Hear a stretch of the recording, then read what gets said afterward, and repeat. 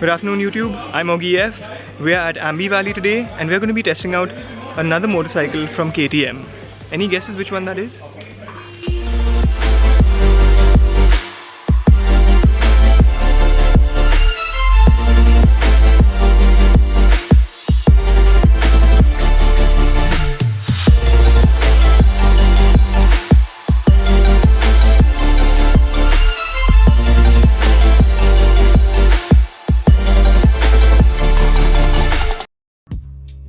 After being officially launched at IBW 2019, we finally got a chance to test ride the KTM Adventure 390 at an adventure park in Aamby Valley. After a short briefing from the officials at KTM, we were then introduced to Adam Riemann, who was our riding instructor for the day.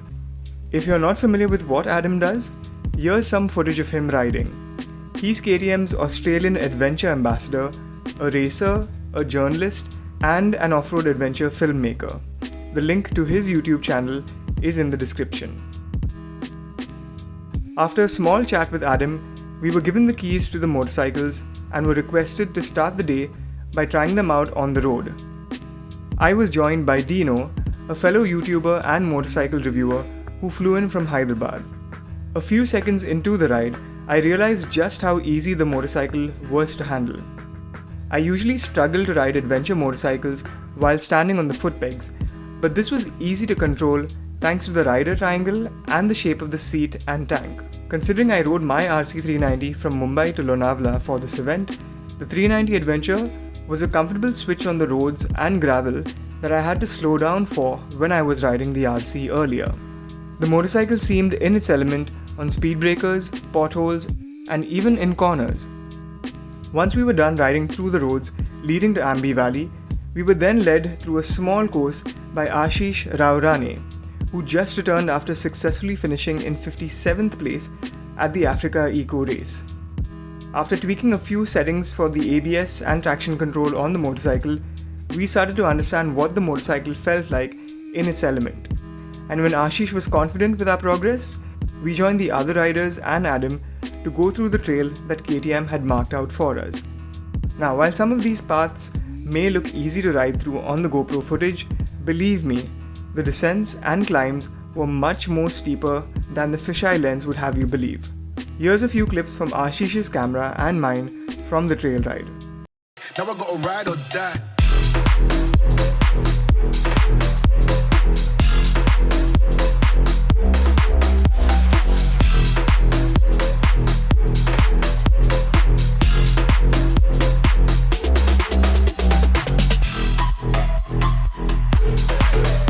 Tushar is already like sweating at the thought of how awesome that would be. My God. Lift your vision a little bit further than you normally would, and you'll find you'll be more balanced. Pick your path early. Commit to your path early. You'll be surprised. The front wheel will actually track over some of these stones, you know.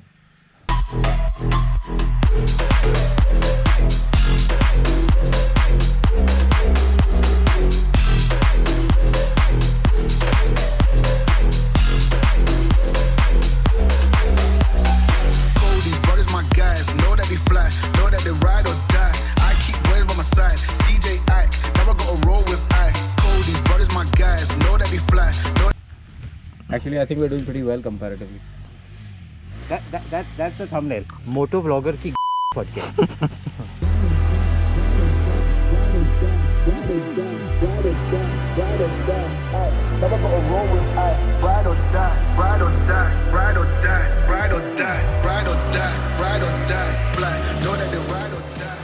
They're doing pretty okay. Yeah. Every day has been the same thing, but then they get it. Start to understand the simple base rules, and they start, and the next part is the real challenge.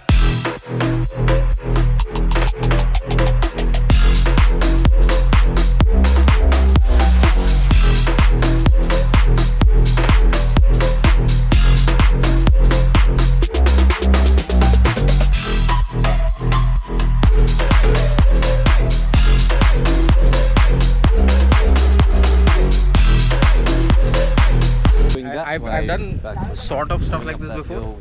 Couple of times, but This is great. Yeah, you can get this it. was- You want this to was go. really quite hard. I didn't That's what think she said. That's what she said. But you had fun? Well, I had fun. I'm not doing it again, but I.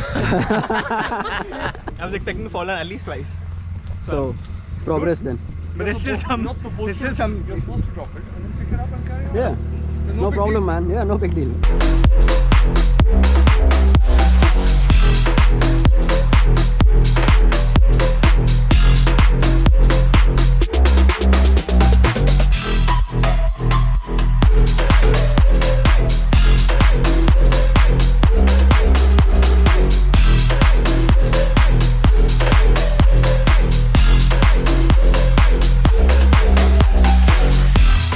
Ride or die.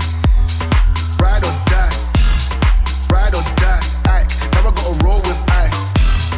Ride or die. Ride or die. Ride or die. Flash. Well done, my friend. Well done. Thank you very much.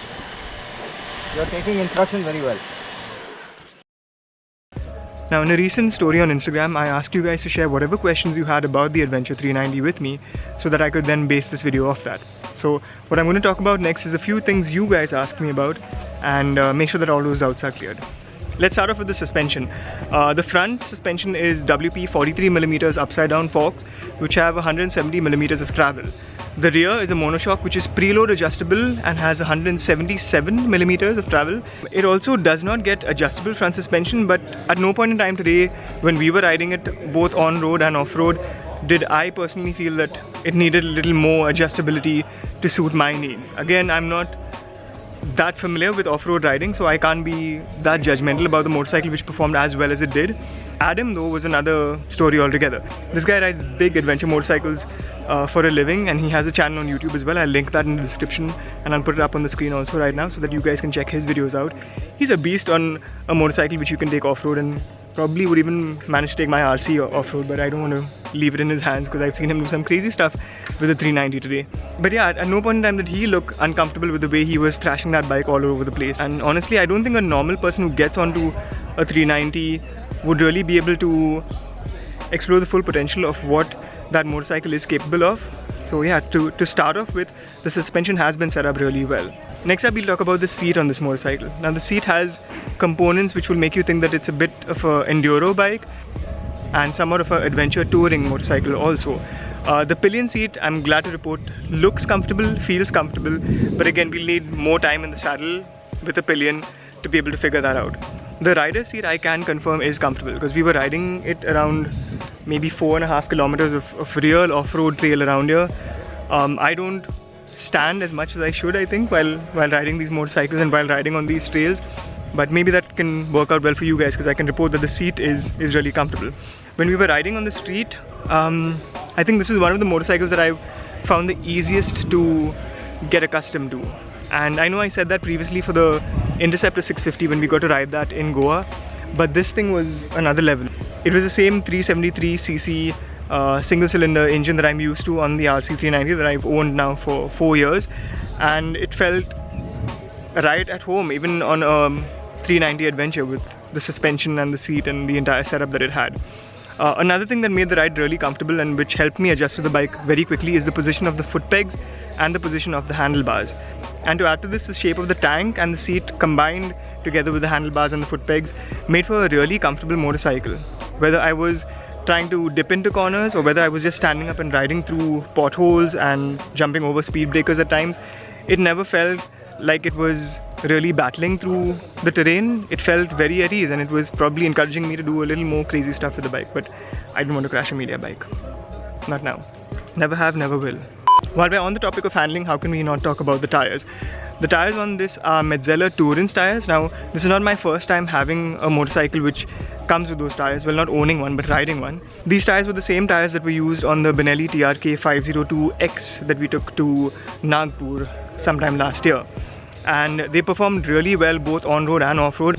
And today as well on the Adventure 390, it worked brilliantly both when we were riding through some twisties over here and when we got it to the off-road trails also. So no complaints when it comes to the tires. I think they picked the perfect tire for this motorcycle, and the tire size also seems to be appropriate for riding off-road. The wheel sizes, I'm putting them on the screen right now so that you can look into the technical specifications of them, and I'm glad that they chose that front wheel for it, because while it's not a spoked wheel, I think it performed really well on the off-road trails that we were riding through. Now, quite a few of you had concerns about the ground clearance. While it's not as big as the Himalayan's 220 millimeters, it's 20 millimeters off, so it's 200 millimeters. It's not set up very soft. It's set up just right so that you can, get adventurous on the bike, and that's what it's pretty much meant for. At no point in time did I feel that the motorcycle was bottoming out or hitting rocks, or the bottom of the motorcycle was at risk of being damaged. It comes with a bash plate as standard. The bash plate is made of a combination of hard plastic and metal, and I think this should be enough to cover the critical components which are otherwise exposed when you have a motorcycle that goes off-road. Although I'm pretty sure that aftermarket companies like Autolog and a few other manufacturers like that would start building accessories and kits which you can use to protect your motorcycle even further. Now, the seat height was something a lot of you were intimidated by, and after riding it, I'm 5'10", and I had no problem flat-footing the motorcycle, even in instances where the motorcycle was at a sort of a hilltop and I was worried that my feet wouldn't touch the ground. I was able to just lean over to one side, plant my foot down and stabilize the bike after that, even at a standstill. So it's not very intimidating if you're 5'10". I think even a 5'7" or a 5'8" person should be fine on it. Beyond that, or rather below that, I think you might have some problems, but I'm sure that there's some modifications you can make to that seat, or maybe to the preload, to help you become a little more comfortable on the motorcycle. Now, don't let the seat height intimidate you, and if that's something you're looking at as a figure and thinking you're not going to be able to sit on it, my one piece of advice would be to go ahead and take a test ride of the motorcycle, feel for yourself whether you can ride it or not, and if you are still uncomfortable, then make a decision of not considering it as your next motorcycle. But if you're taking it out of contention from your possible next motorcycles just because of that figure of 855 millimeters in seat height, then you're making a big mistake. Test it out, see how it feels, and decide for yourself after that. Now, while riding off-road, we are told not to use the front brake, well, at least not use it a lot. After riding on the street and on the racetrack, it's something that I find hard to unlearn, so it'll take me time to get used to that, especially sliding the rear around, which is not something you should be doing on a racetrack, but I mean, that's another topic for another time. But the brakes on these work really well. The front had a lot of bite in it, the rear wasn't really locking up, and it has traction control, it has ABS, it has off-road ABS as well, and lean sensitive traction control, mind you, lean sensitive or cornering ABS also, and it comes with a bi-directional quick shifter, which means up and down. We don't really need to use the clutch. We tested some of these features earlier today when we were riding on the road and found them to be working flawlessly. I think Dino's bike had some issues with the quick shifter where it was not being activated. I think there was some software issue with that, but the bike I was riding was shifting through gears very, very easily. There was a bit of clatter every now and then. I think at a certain RPM when I was shifting, I felt a bit of clatter. On a motorcycle like this, to have that level of electronics available at that price range is a big thing in India. And I remember I said that with the Interceptor 650, that would be a game changer. I think this is going to be the next game changer for the Indian market, especially when it comes to the off-road and touring segment. If KTM starts to introduce quick shifters, traction control, cornering ABS, lean sensitive traction control, I should not be forgetting that, on their other motorcycles, I think they're going to really, really up their sales in 2020. Now, a lot of you had questions around the heating issues with the 390 Adventure. The good news is that it comes with dual radiator fans, and that's something which I noticed very early on today. It was part of their presentation later on also, and I was happy that they did something like that. With the RC390, I've faced multiple issues with the radiator and the radiator fan. I think this is a better solution for an adventure motorcycle, which will probably be riding through a lot of dirt and slush and whatnot. You need to have a motorcycle that's working at its optimum temperature and doesn't overheat and shut down in the middle of nowhere. That's the worst possible thing that could happen.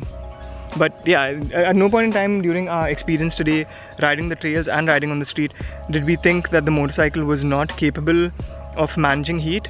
The dual radiator fans kicked in a few times while we were riding through the trails, especially revving the hell out of the engines trying to climb through the course. But they did their job and switched back off, and when the bike felt like it was getting hot, it switched back on and did the job again. So I don't think anyone experienced overheating issues from the entire batch of 6 riders who we had today riding with us.